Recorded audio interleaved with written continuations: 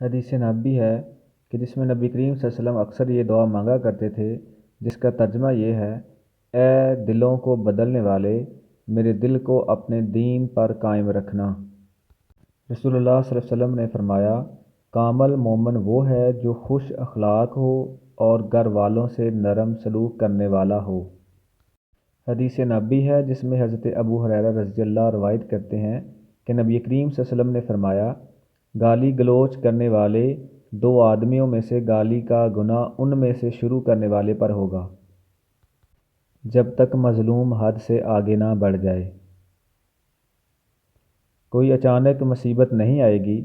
صبح اور شام کے وقت 3 بار یہ پڑھیں، جس کا ترجمہ ہے: اللہ کے نام سے، وہ ذات کہ اس کے نام سے کوئی چیز زمین میں ہو یا آسمان میں نقصان نہیں دے سکتی، اور وہ خوب سنتا ہے اور خوب جانتا ہے۔